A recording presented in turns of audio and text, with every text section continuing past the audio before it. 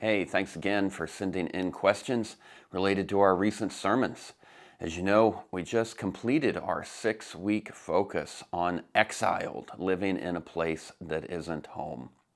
This last week, when we talked about hope in exile, we said there's multiple places to put your hope, and not all of them are equal.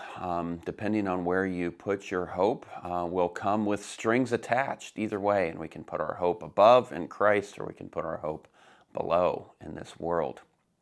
So if we really put our ultimate hope in anything in this world, that's what the Bible refers to as idolatry.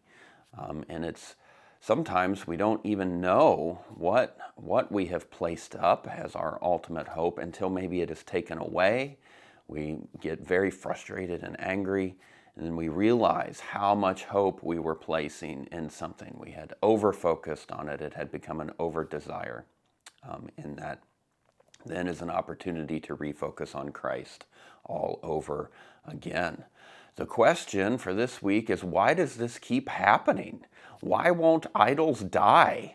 Why do they keep popping up? Why is it I think I have one defeated and then another one pops up, or the one I thought defeated comes back raging to the forefront?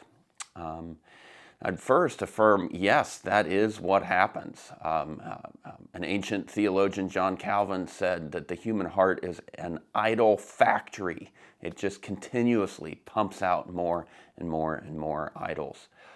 As far as why it happens, I think it goes down into our nature of sin that we won't be totally free from until new heavens, new earth, we are remade with glorified bodies, living with Christ forever.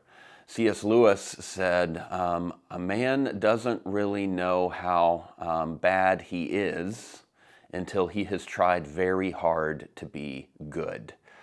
And so if you are out there fighting idols and you are realizing, hey, there's another one and another one and another one, I would say the more important question is, have you had the revelation that sin goes really, really deep in you?